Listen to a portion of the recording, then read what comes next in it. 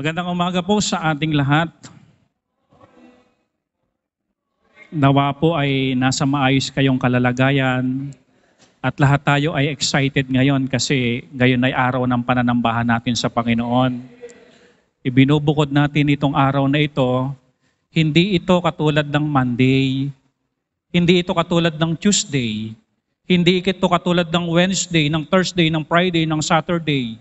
Ibinubukod natin ang Saturday at ang Sunday para sa Panginoon. Hindi ito ordinaryong araw, dahil ito'y araw na ginugugol natin sa dakilang lumikha at ating tagapagligtas. Kaya ngayon pong umaga, wala tayong ibang gagawin kung hindi mag-worship sa Panginoon, makinig ng Kanyang salita, manalangin. Kung meron tayong mga bigat na dinadala, pwede nating ibigay yon sa Panginoon kasi anyaya yun ng Panginoon. Sabi niya ganoon, magsiparito kayo sa akin, lahat kayong nabibigatan, at kayo'y aking pagpapahingahin. Kaya kung meron man kayong dinadala, meron mang bumabagabag sa inyong kalooban, welcome po kayo sa Panginoon na dumako sa pamamagitan ng panalangin. Atin pong muling pag-aaralan yung paano sila naging aral sa atin ngayon. Kumukuha tayo ng mga Bible character sa Old Testament, paano ba sila naging aral yung buhay nila, at dumako nga tayo sa buhay po ni David, na-confirm po natin na itong friendship ni David at saka ni Jonathan ay meron talagang katapatan, faithful sila sa isa't isa, kaya naman napadpad ang usapin dahil atin pong pinag-uusapan, pinag-aaralan, saan ba mahalaga ang katapatan? No? Maraming aspeto na napakahalaga ng katapatan. At dito nga po, nagkaroon tayo ng mga mensahe na nagsisimula sa letter M. Sinimula natin sa number 1 na M is ministry. Ang ministry po, ipinagkakatiwala po yan, yung ministeryo, sa mga tapat. Na po, bili ni Paul kay Timothy, maging yung asawa dapat tapat, maging yung anak dapat tapat. Na po. And then, dapat tapat din tayo pag pinag-usapan ng money. Dapat tapat din tayo when we talk about matter. Hindi lahat ng nakikita natin at naririnig, basta na lang natin ikukwento. Kapag po yan ay makakasakit at hindi makakatulong, makaka-discourage at makaka-offend, yung matter na yan, wag po kagad kinukwento. Tama po ba? And then, napunta tayo sa pang-apat na M, that is message. That is the Word of God. And then 5, itong tinatawag nating member or membership. Ang ganda ng inawit kanina, do your job well. Do your job well. Ngayon po, pag pinag-usapan naman yung membership o miyembro ka na ng simbahan, paano nangyayari ito? Lahat ng nagsitanggap sa Panginoong Kristo bilang Panginoong tagapagligtas, babautismuhan yon, at pag nabautismuhan na, nagiging miyembro na ng local church. Nagiging miyembro na ng local church. At kapag miyembro na ng isang local church, mahalaga na itong miyembrong ito matapat na nanambahan. Meron siyang matapat na pananambahan. Faithful when we talk about worship. Number 2, matapat na pamumuhay. Gaya nga ng sinasabi ng mundo, ang mahalaga sa buhay na ito is basta masaya ka. Hindi po lahat ng masaya ay kalooban ng Diyos. Masayang masaya ka sa joke mo, pero yung joke mo, green joke. Ang sabi ng Bible, be holy, not be happy.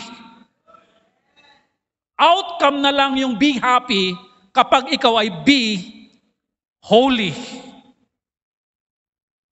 Masayang masaya ka sa ginagawa mo, pero yung ginagawa mo naman disobedience sa Diyos, kaya hindi pwede sa Kristiyano na uunahin na be happy. Kasi madaya ang mundo, madaya ang puso sa masasayang bagay. May mga masasaya na hindi ka magiging maayos at magiging righteous o magiging holy dahil sa saya na yan na sinasabi ng mundo, basta masaya ka.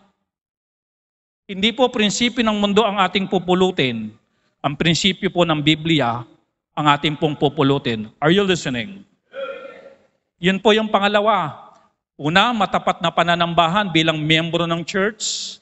Matapat na pamumuhay bilang miyembro ng church. Pangatlo po, matapat na paglilingkuran bilang miyembro ng church.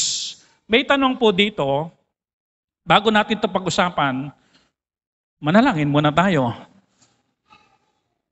Inititigan ako ng misis ko doon, hindi ko na magpipray. Ang manaming Diyos na makapangyarihan sa lahat, salamat po sa inyong salita na muli naming pagbubulay-bulayan. Sa nakalipas na buong isang linggo, Panginoon, salamat sa pag-iingat sa mga biyayang kaloob ninyo. Salamat dahil minsan pa, binigyan nyo kami ng opportunity to worship you. Wala pong lingid sa inyong kaalaman na ang aming mga pagkukulang ay hayag sa inyong harapan. Kami po humihingi, Panginoon, ng tawad sa mga pagkukulang po namin. Hiling po namin minsan pa ang banal na Espiritu ang siyang manguna, mag-correct, mag-rebuke, mag-encourage, magpatatag sa pamamagitan ng inyong salita. Salamat po, Panginoon, sa opportunity ito na muli po mahahayag ang inyong makapangyarihang salita. Hindi kami tatatag kapag wala ang inyong salita. Kaya salamat po ng marami sa inyo pong salita. Pangunahan niyo po kami sa usaping paglilingkuran po sa inyo. Pangunahan niyo po kami. Ito po'y panalangin namin sa inyo sa pangalan ng aming Panginoong Hesus. Amen. Upo muna. Ngayon, miyembro na ako ng church. Nabautismuhan na kasi ako eh. Kaya nga, sabi namin ni Brother Lester, hindi natin kagad binabautismuhan yung sinasabing tumanggap lang. Gusto nating makita sa buhay niya na talaga siya ay tumanggap sa Panginoong Kristo. Kasi maraming nababautismuhan, hindi naman pala talaga ligtas, kaya problema at sakit sa ulo sa loob ng simbahan. Hindi magbabago yun eh. Hindi lalago yun eh. Hindi magmamature yun eh. Bakit po? Wala talagang binhing natanim. Wala talagang relationship sa Diyos. Kaya po, sa biyaya ng Panginoon, tulungan pa tayong patuloy ng Panginoon na yung mabautismuhan natin dito sa church ay yung talagang ligtas. Tama po. Ano po? Ngayon po, bilang miyembro na ng church na bautismuhan na, paano ngayon akong maglilingkod sa Diyos? Apart from the church of God, hindi ka pwedeng maglingkod. Tama po. Apart from the will of God, apart from the word of God, hindi ka pwedeng maglingkod sa Diyos. Hindi pwedeng ang paglilingkod na gagawin natin ay kanya-kanyang diskarte. Dapat po, lapat dito. Dapat sang-ayon dito. Dahil yun lang ang i-honor na paglilingkod ng Diyos. Yung pong lapat po dito. Ngayon po, paano ba akong maglilingkod? Hindi na po tayo ipanguhulain ng Diyos kung paano ba yung paglilingkod. Naglagay na po ang Diyos ng disenyo kung paano siya paglilingkuran. At Sir Jaime, di ba, pag sinabing ang Diyos ang nagdisenyo, effective. Tama, yan talaga maganda. Di po ba? Kanina tinitignan nito, nagagandahan sila sa disenyo. Ano po? Kaya po, bawal po munang dumaan doon, nakalagay doon by management. Yung management lang po muna ang pwedeng dumaan doon. Amen? Eh di lalo na kapag ang Diyos ang nag-design. Effective yan kapag Diyos ang nag-design. Yan talaga yan. Hindi natin pwedeng sabihin, Panginoon, mali disenyo mo. Ano, mas magaling tayo sa Diyos? Hindi po pwede. Ang nagdisenyo kung paano paglilingkuran ng Panginoong Diyos ay siya mismo. Huwag natin bulabugin. Huwag natin sirain. Huwag natin pangatwiranan. Kapag ito ang disenyo ng Diyos, how to serve God, yan yun. Ngayon, ano disenyo ng Diyos? Para matapat natin siyang paglingkuran. Yan ako nakausap. O narinig pala. Pag meron daw siyang iluluto na menu, ayaw niyang magluto dyan. Bakit po? Marami kasi dyan, ba't yan ang inuna mo? Bakit yan ang nilagay mo? Bakit ang kinain mo? Nakuha niyo po, pag meron daw siyang iluluto sa bahay lang, at dadalhin niya lang dito. Ikaw nga mismong nagsasabi no na ganun maiinis ka kapag pinapakialaman yung disenyo mo yung menu mo di lalo na ang Diyos. Are you with me? Ano ang disenyo ng Diyos? Ito po ang disenyong inilapat ng Diyos. Ephesians 4:11. Una, He gave, sa church po ito, nagbigay ang Diyos, He gave some apostles. Yan po yung pioneering ng mga leader ng church, apostol. At tayo po ay naniniwala na wala na pong apostolic movement sa panahon natin ngayon. Tapos na po ang era ng mga apostol. Naglagay ang Diyos ng leader.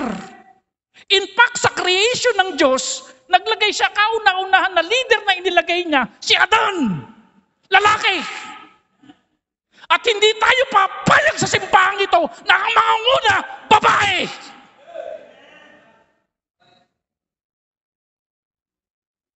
Genesis yun na lalaki inilagay, hanggang Revelation sa dulo ng Bible, si John the Beloved ang nakalagay.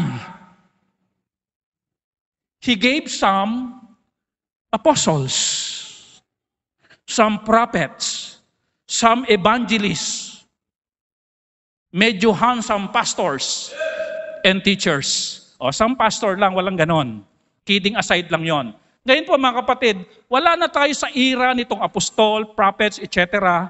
Nasa era tayo ngayon ng evangelists, pastors, and teachers. Tignan niyo po ito, no? Ang Diyos ang nagplano. Ang Diyos ang nag-set up. Ang Diyos ang nag-orchestrate. Hindi po ito plano ng tao. Hindi po ito kagustuhan ng tao. Ang Diyos ang nagbigay ng ano sa era natin. Pastor. Sabihin niyo nga po, pastor.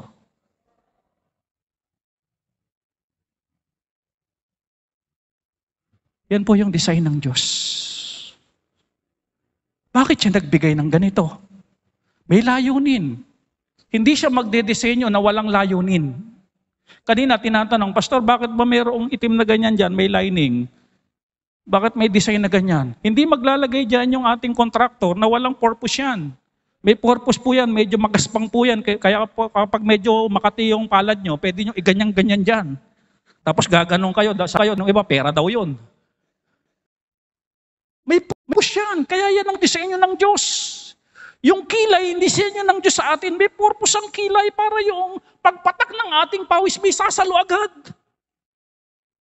Kaya wag masyadong inaalungin. Konti lang. Walang sasalo ng pawis mo. Listen to this. Ano ang purpose ng pastor? Here's the purpose. I-slide nyo muna kung yung mga naging blue. Sumunod. Ayan. Kaya natin nilagyan ng blue yan kasi ito yung era natin. Meron tayong evangelist ngayon. Alam ko si De Vega, evangelist yun May pastor. Maraming commentator. Kapag pastor ka daw, automatic teacher ka din Hindi pwede ka magpastor na hindi ka marunong magturo. Kasi ang sabi sa Bible, up to teach. Di po ba? Okay. In fact, ang pastor din, evangelist din Funeral service, salvation ng inaano, after preaching, before preaching, may salvation. Ira talaga natin ito. Ano po? Ngayon po,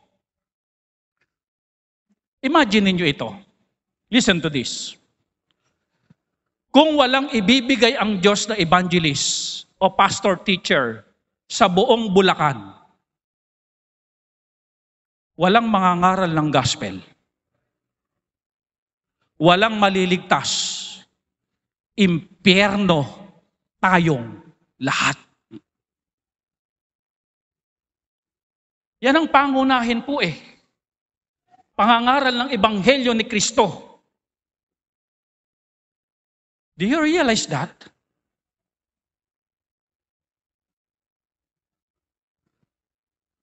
Pumunta po kami sa Patay ng isang araw.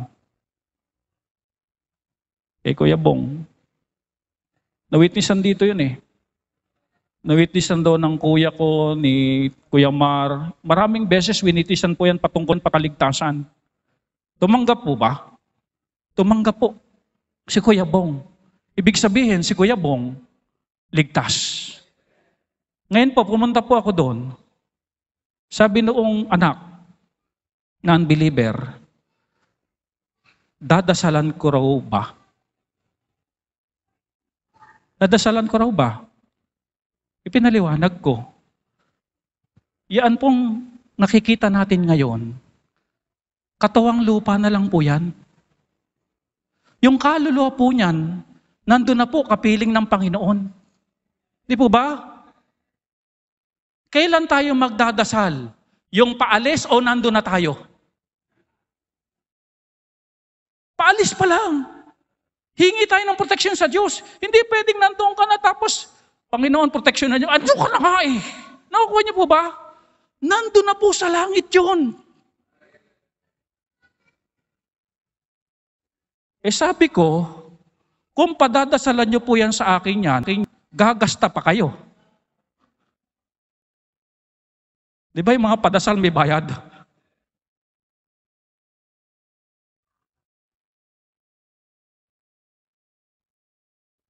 Imagine, without the man of God, walang magpipreach ng gospel, walang maliligtas. Pastor, ang nag-witness po sa akin, si brother ganito. Hindi naman po pastor eh. Saan natuto si brother ganito? Natuto yan, pastor, kay sister ganito. Hindi naman pastor eh.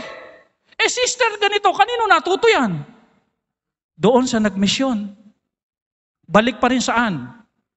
Sa isinugo na lingkod ng Diyos. Do you realize that? Hindi ko po ito sinasabi dahil ako po'y pastor. Sinasabi ko po ito dahil ito ang disenyo ng Diyos. O tignan niyo po ito. Makukulto po tayo kapag itong talata lang binasa natin. Romans 10:13. Romans 10:13. Sabi dito, for whosoever shall call upon the name of the Lord shall be saved. O sabing ganyan sa Bible, tumawag ka lang sa Panginoon, maliligtas ka na. Kahit walang pastor, pwedeng tumawag sa Panginoon, maliligtas eh. Ibig sabihin, hindi na kailangan ng pastor, hindi na kailangan ng evangelist. Tumawag ka lang sa pangalan ng Panginoon, maliligtas ka na. Kapag ilang talaga talata mo, hindi mo pinag-aralang buong konteksto, makukulto ka. Ito po ang konteksto. Romans 10:14. How then shall they call on Him in whom they have not believed? Paanong tatawag yan kung hindi naman naniniwala? Paanong magpapadoktor yan kung hindi naman naniniwala sa doktor?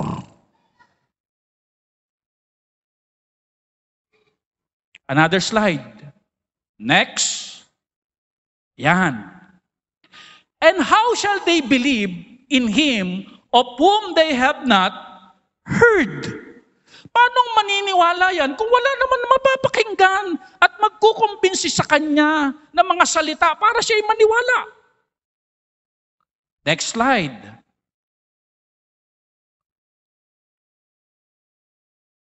And how shall they hear without a what?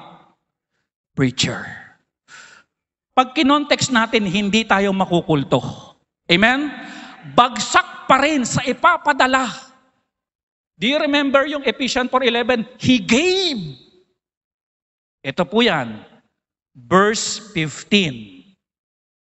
And how shall they preach except they be sent? Paano naman mangangaral yan kung hindi isusugo, kung hindi ibibigay ng Diyos? Meaning to say, mga kapatid,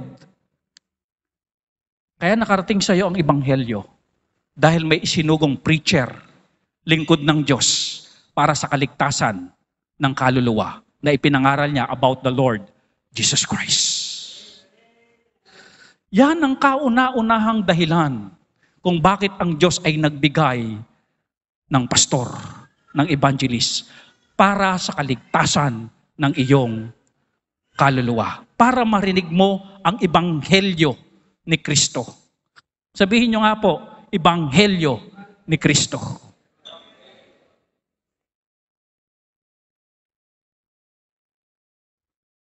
Kaya babalik po talaga tayo sa pagbibigay ng Diyos ng pastor o sa pagsusugo ng Diyos ng isang pastor sa isang lugar.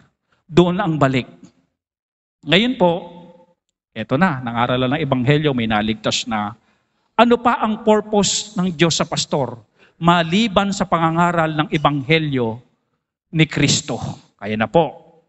Pinag-uusapan natin mga kapatid, paano ba akong maglilingkod sa Panginoon? Inilalatag natin ngayon yung proseso ng Diyos, nagbigay ang Diyos ng pastor, para ipangaral ng ebanghelyo, maligtas ka, mabautismohan ka. Ngayon kung miyembro ka na, Ephesians 4:12, ito na ang purpose ng pastor sa church. Ephesians 4:12. What is the purpose?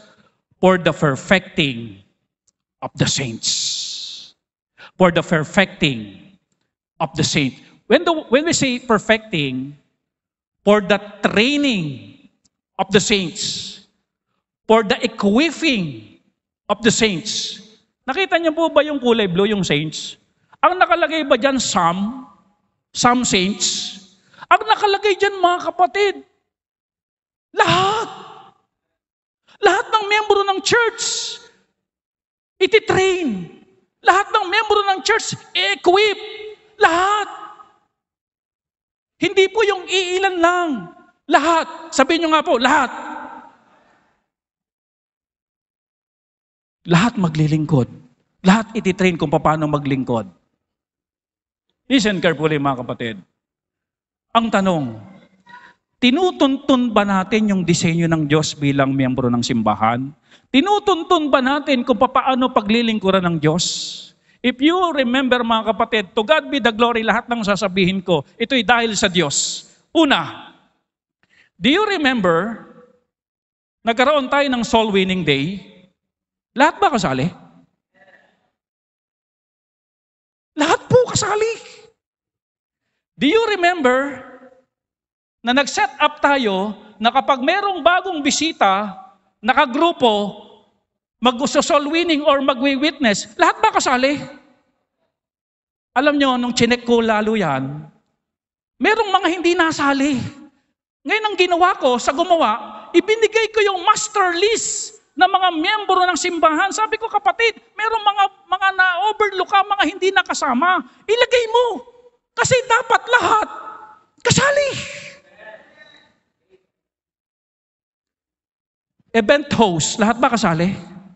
Lahat kasali. Biblical ba? Sinusunod ba natin yung disenyo ng Diyos?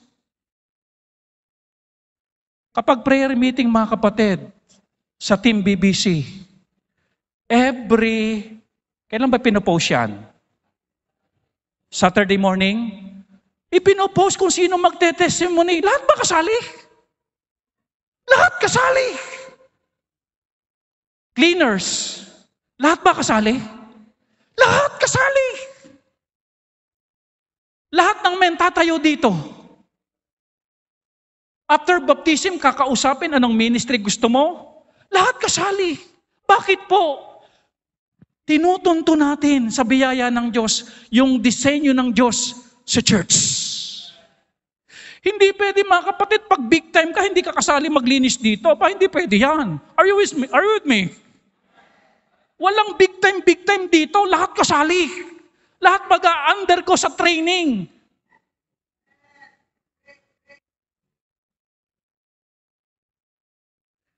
Tanong ko po sa inyo, yung ginagawa ba natin ito, kagustuhan ni pastor, ako gustuhan ng Diyos? That is the pattern, the design of God. For the perfecting of the saints.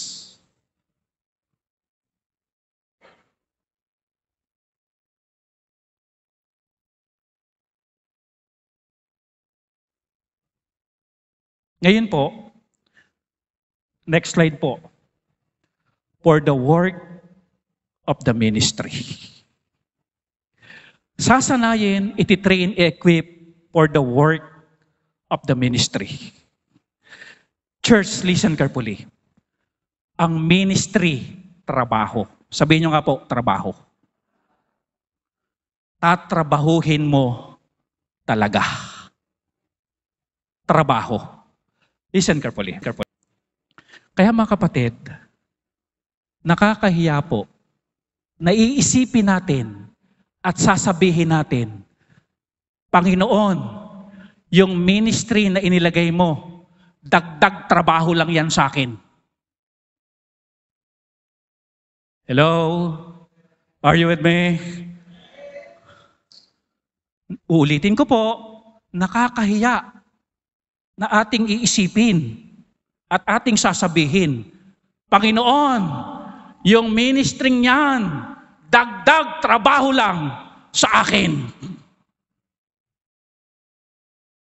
Kasi mga kapatid, talaga ang ministry, tatrabahuhin mo yan eh.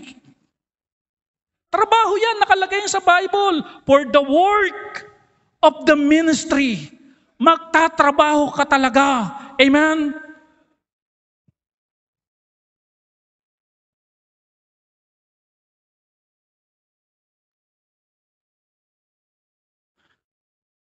Alam nyo, ito po punta po tayo sa family.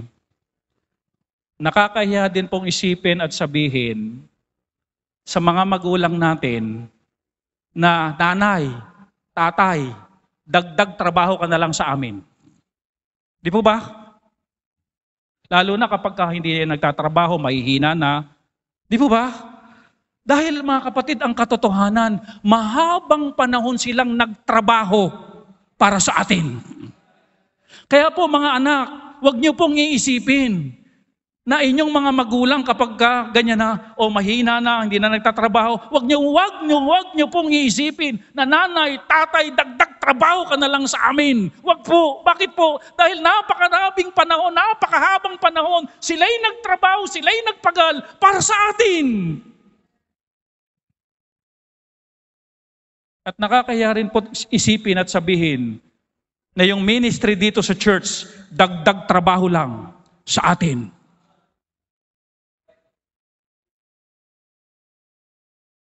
Alam nyo, ang Diyos po ang author ng trabaho.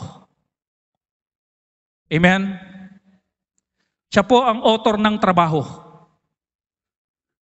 Ngayon, dahil siya ang author ng trabaho, alam niya yung tamang pasahod. Amen? Kaya mga kapatid pag nagtrabaho ka para sa Panginoon, hindi ka lugi. Kung yung mga nasa company, kailangan mo pang isumbong sa dole dahil hindi tama ang pasahod. Kailangan pumunta kay Tulpo para isumbong. Yung 13-month pay hindi ibinigay sa inyo, yung 14-month pay hindi ibinigay sa inyo, yung Christmas bonus hindi ibinigay sa inyo, sumbong ka ngayon kay Tulpo, ibig sabihin hindi fair magpasahod, hindi fair magbigay ng compensation, yung mga amo, pumapalag tayo dyan. Dahil ang mga tao makasalanan talaga yan, kuminsan bias talaga yan. Pero mga kapatid, pag nagtrabaho ka para sa Panginoon, alam ng Diyos yung tamang pasahod. Pag nagtrabaho ka para sa Kanya.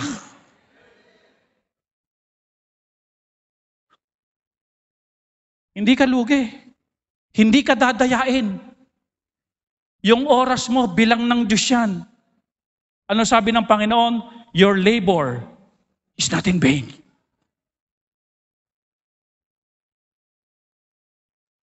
Kaya po, yung mga nagtatrabaho dito, naglilingkod sa Panginoon, alam na alam ng Diyos kung paano niya yan pasuswelduhin, pasasahurin. Alam niya yan. At hindi magkukulang ang Diyos na pantapat kung anong ginawa nating paglilingkod.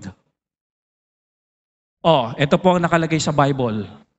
Proverbs 10 verse 22. The blessing of the Lord, ang pasahod ng Panginoon. Amen? Ang pasahod ng Panginoon, it maketh what? Rich. Ganyan magpasahod ang Panginoon. Pagyayamanin ka at hindi lang basta mayaman, and He added no sorrow with it. Maraming mayaman pero malungkot. Maraming mayaman pero stress. Maraming mayaman pero magulo buhay. Alam nyo, kapag naglingkod ka sa Panginoon, nagtrabaho ka sa ubasan niya, pagyayamanin ka ng Diyos, tapos hindi ka palulungkutin, mai-enjoy mo yung blessing ng Panginoon. Ano tawag dyan? Tamang pasahod. Sabihin nyo nga po, tamang pasahod. Wow, amen. Hindi yung nagpapasahod, kaya ka binibigyan, may plano pa pala sa'yo na hindi maganda, para i-hold ka lang sa company, papangakuan ka, pero hindi naman ginagawa. Hindi po tama po yun. Ang Diyos po, kung magpasahod, tama. Amen? Hindi po inilihim, mga kapatid ng Diyos, na ang ministry ay madali lang. Nakakuha niya po ba? Hindi niya inilihim. Sinabi niya po na ang ministry work, na ang ministry trabaho. Pagpapawisan ka dyan. Kakalyuhin yung kamay mo, kakawalis dyan. Maglalakad ka sa initan para mag-soul winning. Trabaho ang ministry.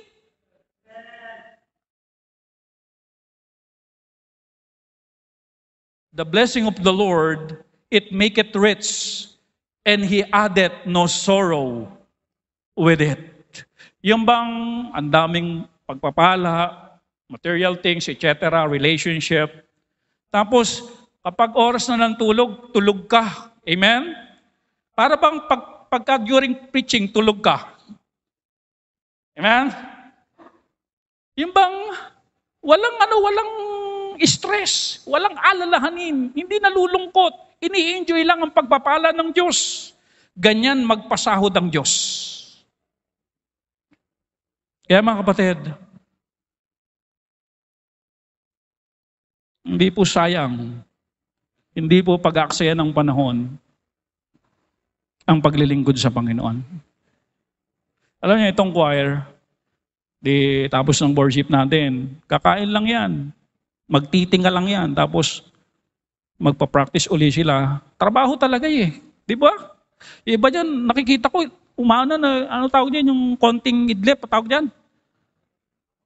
Power nap. Gaganon lang yan, no? Power nap, mga 2 hours. Tapos sige, kanta uli. Trabaho eh. Totoo po, dagdag trabaho. Pero magandang dagdag trabaho sa buhay natin. Amen? Dahil ang trabahong ito ay trabaho para sa Panginoon. Maging tapat ka sa amo mo. Kapag gusto ka ng patalsikin dyan, patatalsikin ka eh. Pero sa Panginoon, walang edad-edad dyan. As long na alam mo, ministry mo, nagagampanan mo, walang edad-edad dyan, walang talsikan dyan sa harapan ng Panginoon. Amen? The blessing of the Lord, it maketh rich, and He addeth no sorrow with it. That's the compensation of God, the blessing of God. Yun po. Ngayon po, ititrain for the work of the ministry. Ngayon yung audio natin, hindi basta-basta ngayon dyan, aakyat ka, bababa ka, aakyat ka, bababa ka, aakyat ka, bababa ka.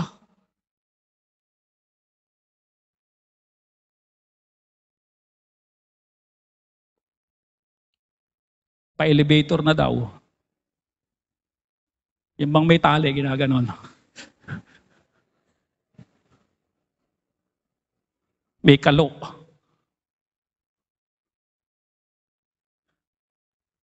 Bawat pagpatak ng pawis natin sa paglilingkod, sabi ng Bible, your labor is not in vain.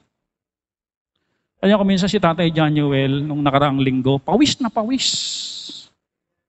Sabi ko, Tatay Januel, diyan ka nga umupo. After mo mag-set ng mga microphone na yan, upo ka doon, tapos tutok mo electric fan. Trabaho po eh. Trabaho po, amen? Hindi yung, ano ba itong pinasok ko sa simbahang ito?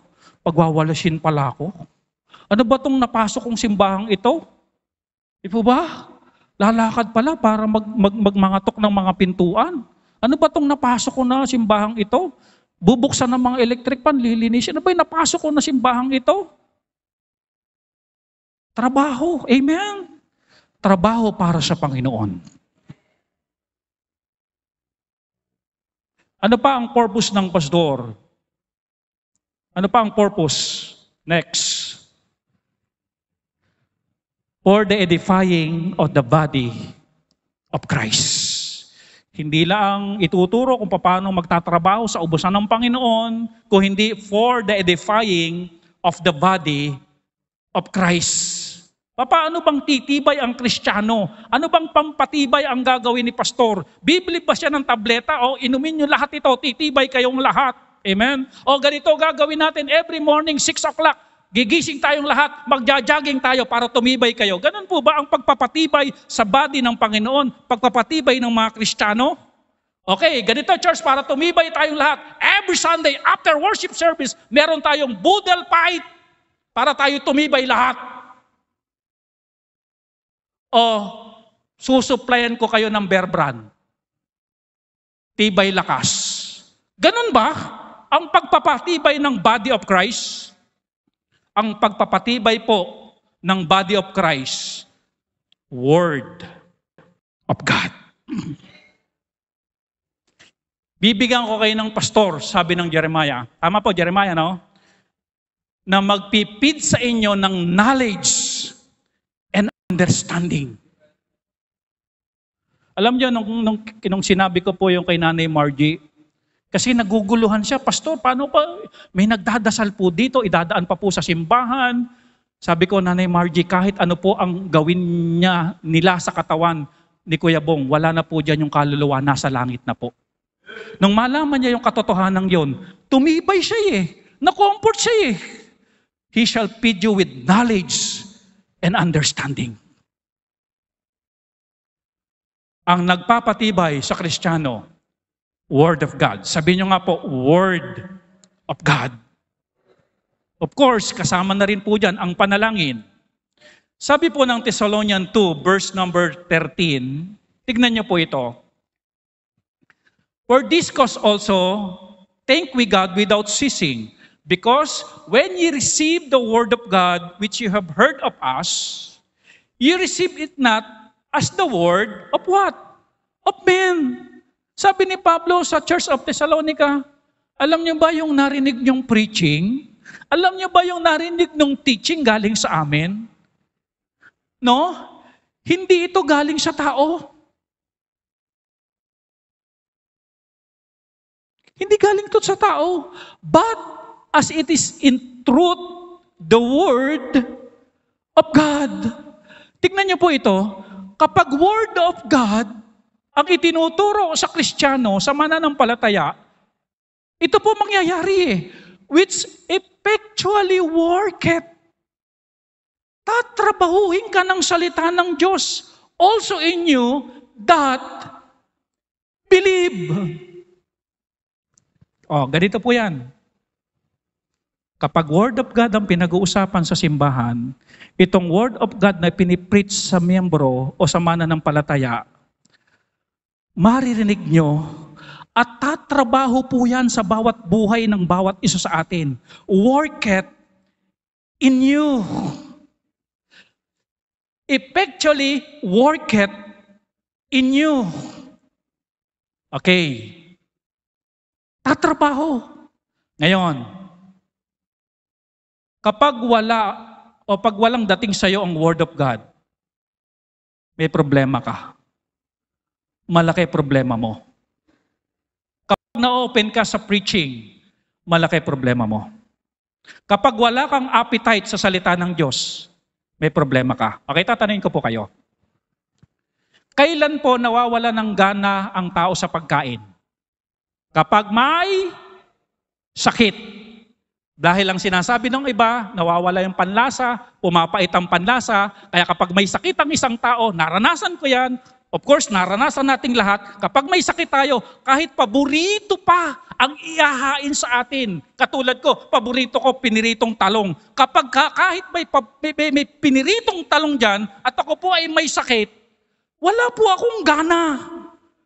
Ngayon kapatid, kapag wala kang ganang makinig ng salita ng Diyos, may sakit ka. Kapag hindi ka excited to hear the Word of God, may sakit ka.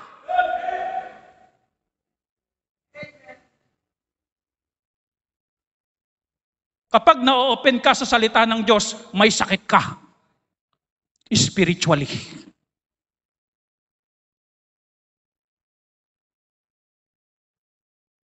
Do you realize that? Pero tignan niyo mga kapatid, pag wala akong sakit, hainan mo ako ng piritong talong. Maghanda ka ng 3 gatang na sinaing. Basta may kalamansi at saka toyo. Amen? At pagkatapos kong kainin yon, sigurado hilo ko, tumaas sugar ko. Masarap naman ito, di ba ba? Pero bakit wala kang gana?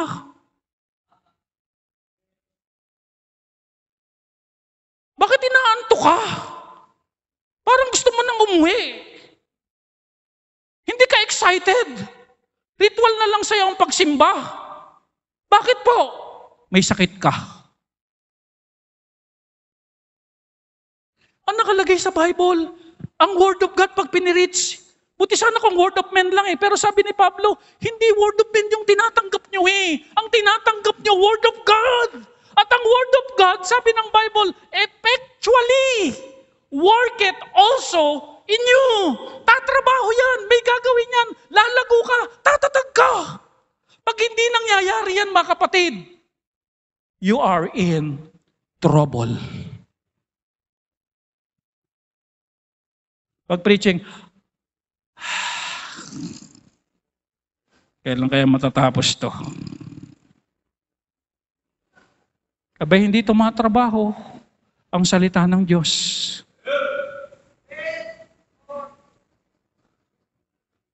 Word of God po yun. Buti sana kung Word of Men matulog na tayong lahat dito kapag Word of Men. Are you with me?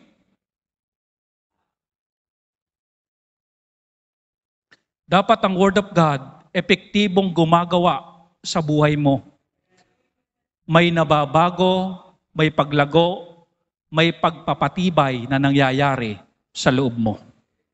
That's the Word of God.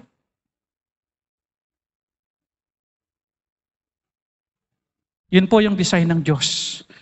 Binigyan ko kayo ng pastor para sa lahat ng ligtas, para sa lahat ng membro. Ititrain kayo niyan. Okay, imagine niyo ito mga kapatid. Kanino niyo natutunan ng opening prayer? Saan niyo natutunan? Kanino niyo natutunan ng soul winning? Saan niyo natutunan na may worship? Yung isinugo ng Diyos. Saan natin natutunan na tayo ngayon nagpipreach?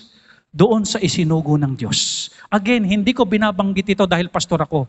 Kung hindi binabanggit natin ito dahil ito ang disenyo ng Diyos. Magpapadala ako ng pastor para i-train kayo kung paano magtrabaho sa Diyos.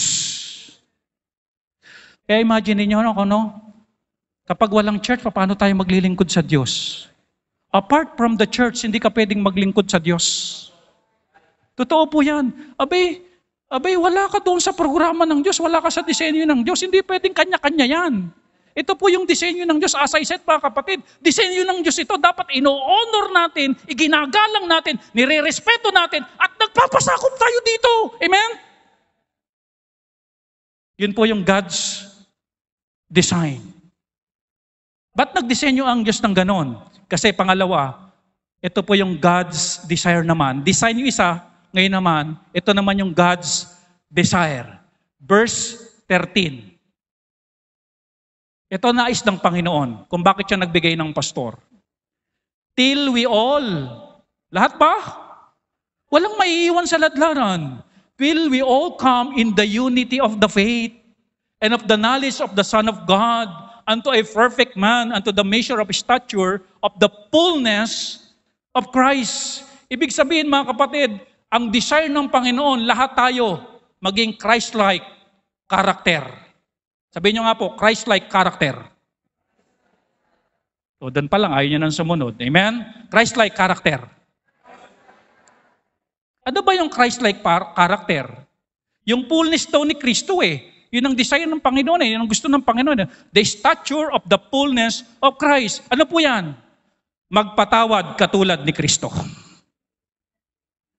Magbigay katulad ni Kristo. Maglingkod katulad ni Kristo. Magmahal sa kaluluwa katulad ni Kristo. Umibig katulad ni Kristo. magpasakop katulad ni Kristo. Sumunod katulad ni Kristo.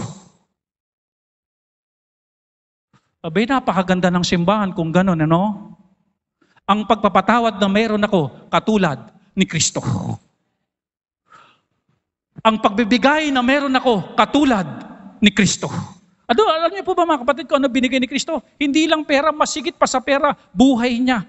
Para tayo magkaroon ng buhay na walang hanggan.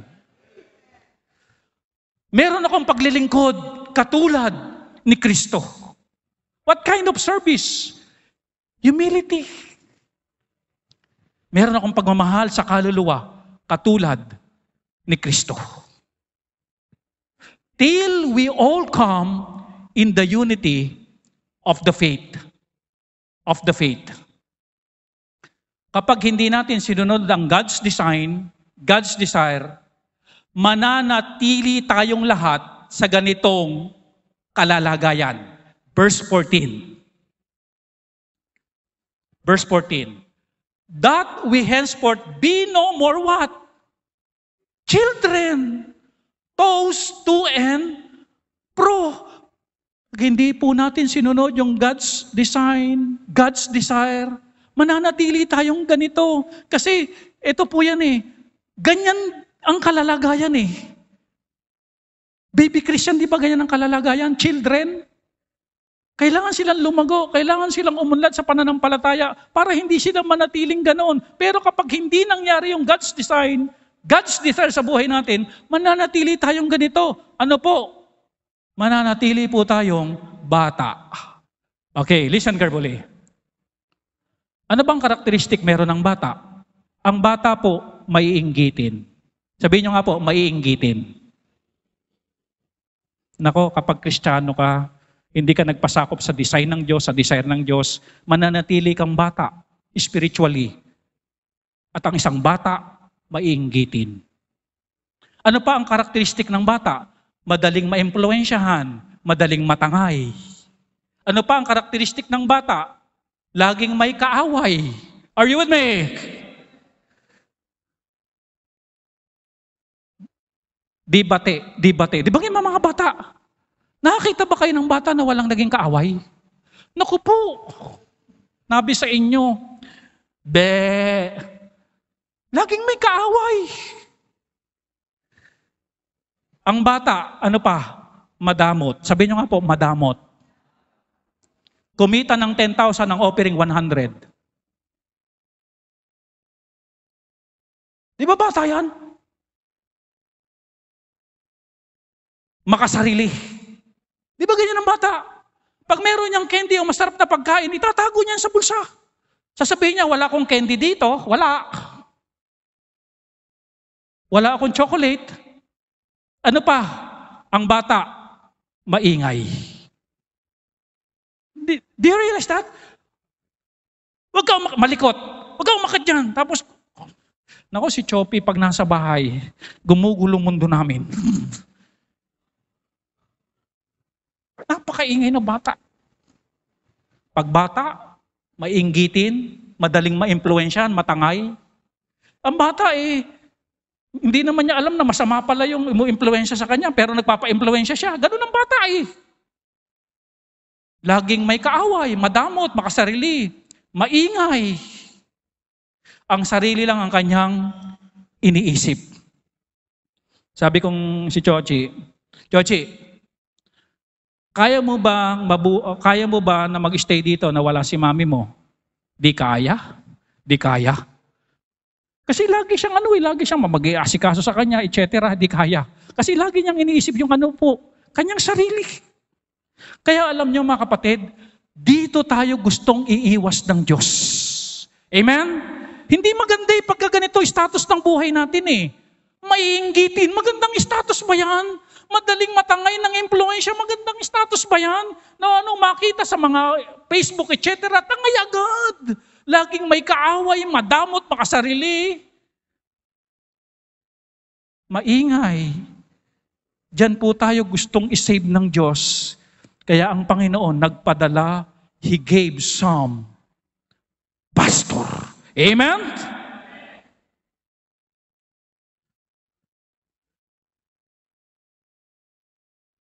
Verse 14, that we henceforth be no more children, carried about with every wind of doctrine, ayan pa, by the sleight of men, by cunning craftiness, whereby they lie in wait to deceive. Ito pa po, yung bang merong taong magdadala sa iyo ng kamalian, pero dahil ang status mo spiritually ay bata, hindi mo ma-identify na yung umuumpluwensya pala sa iyo, dinadala ka na sa kamalian. Oh, ang dami ngayon sa social media. Di po ba? Nagtuturo ng ganito, ganyan, na ang kaligtasan noon ay iba, ang paraan noon, iba ang paraan ng kaligtasan ngayon, iba ang kaligtasan kapag ka nag-rapture na. Kapag tayo ay bata sa pananampalataya at nanatiling bata, matatangay po tayo noon. Kaya yun po ang gusto ng Diyos na makaiwas po tayo. Yung pong mga mapandaya na tao para tayo dalin sa kamalian. Kaya yun po, pag sinabing design ng Diyos, balik po tayo doon, maganda, accurate, organized, effective. Lalo na kapag tayo nag-abide sa design and desire of God. Huwag nating sirain ang design ng Diyos dahil hindi tayo mananalo. Are you with me? Mali yan eh. Hindi dapat ganyan. Hindi ka mananalo. Diyos yun eh. Yun talaga yun. Alam niyo mga kapatid, pinag-uusapan natin to. Para yung paglilingkod natin, alam natin yung plano ng Diyos, yung pagkakahanay. Alam niyo po ba na tayong naglilingkod ngayon sa Panginoon, itong pinaglilingkuran nating Panginoon, bago natin siya paglingkuran, siya muna ang lingkod, ang naglingkod sa atin. Matthew 20 verse 28. Even as the Son of Man came not to be ministered unto. Hindi siya naparito para paglingkuran siya. Hindi ganoon ang una niyang salta dito sa mundo. But to minister. At hindi lang tayo paglingkuran. And to give His life a ransom for many. Just imagine, Diyos na makapangyarihan sa lahat, bumaba sa lupa, pinanganak ng isang birhen, hindi para paglingkuran, kung hindi ipakita niya, ano ba yung paglilingkod? Siya muna ang nagpakita. At hindi lang yon, ibinigay pa niya ang kanyang buhay dito sa mga taong kanyang pinaglingkuran. At tayo po yun, mga kapatid. Amen? Kaya kung tatanungin niyo mga kapatid, deserve ba ngayon na paglingkuran siya? Deserve. Hindi lang basta siya naglingkod, ibinigay pa niya yung buhay niya para sa atin. Uulitin ko lang mga kapatid, gusto ko lang pong itama ang inyong kaisipan. Mga kapatid, dito sa church again, ang paglilingkuran po natin, hindi po tao. Tapin niyo mga katabi niyo, kapatid, hindi tao ha. Ang paglilingkuran natin, yung minsang pinaglingkuran tayo at ibinigay niya yung buhay para sa atin. That is the Lord Jesus Christ. Panginoon, gifted akong umawit. Ipaglilingkod ko po ito sa inyo. Napaka-busy ko, Panginoon, pero tatrabahuhin ko yung pinapatrabaho mo sa akin. Maglilinis po ako dito. Panginoon, busy po ako, pero pinapatrabaho mo sa akin, magdala ng kaluluwa, may soul winning day, magso-soul winning ako. Kayo po ang aking paglilingkuran. Deserve niyo po ito. Deserve niyo po, Panginoon, na ako po'y pagpawisan, pumatak ang aking pawis. Dahil sa ginagawa ko sa inyo, dahil Panginoon, hindi lang pawis ang pumatak sa inyo nung ako'y inyong pinaglingkuran. Dugo ang pumatak para ako'y magkaroon ng kaligtasan. Kapatid, dugo ang pumatak, hindi lang pawis para sa akin at sa iyo.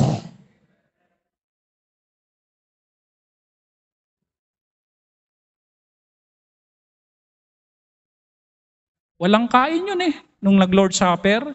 Nung umaga, wala nang kain yun. Wala nang inom-inom na tubig yun.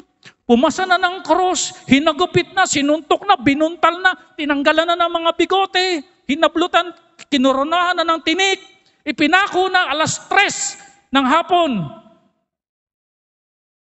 Wala nang dugo, naubusan ng dugo. Bakit naubos ang dugo? Panglinis ng ating kasalanan. Do you realize that? Para magkaroon tayo ng tagapagligtas. Tayo tayong lahat, tayo mananalangin.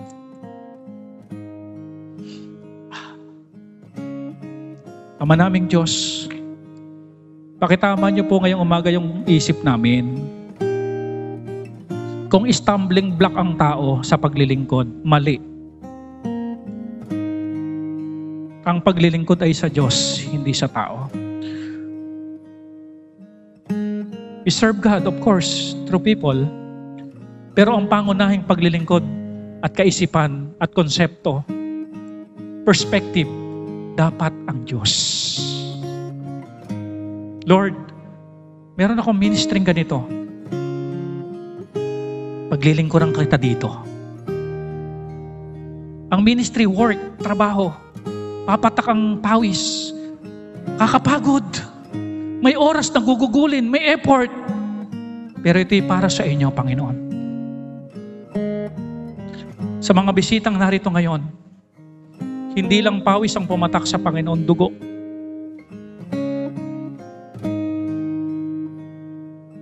Hindi siya pumayag na wala tayong tagapagligtas dahil may impyerno. Malala at matindi ang kasasapitan natin kung hindi siya naglingkod para sa atin at ibigay ang kanyang buhay bilang bayad sa kasalanan natin. Therefore, sa aming bisita, para magkaroon ka ng buhay na walang hanggan at huwag kang mapunta sa impyerno, ang kinakailangan mo, yung nagbayad ng iyong kasalanan sa pagpamamagitan ng pagbubus ng kanyang dugo sa krus ng Kalbaryo. Not religion, but the Lord Jesus Christ. Church, kinakausap ka ngayon ng Panginoon. Anak, ganun ang paglilingkod. Ipinakita ko sa inyo kung anong paglilingkod. Ako ang naging example kung paano maglingkod sa Diyos. Buhay ko, ipinaglingkod ko sa inyo. Church, punta tayo sa harapan, kausapin natin ng Panginoon. Lord, salamat sa privilege, sa opportunity, sa lupang ibabaw na ito. May simbahan na pwede namin kayong paglingkuran. Because apart from the church of God, hindi mo siya pwedeng paglingkuran. Dito yon. Dito yon.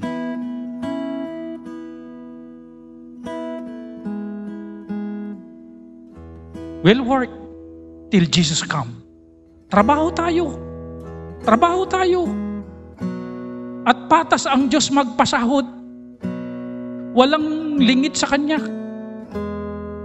Walang sikretong paglilingkod sa Kanya. Lahat yan ay hayag. At kayang tumbasan yan ng makatarungang sahod.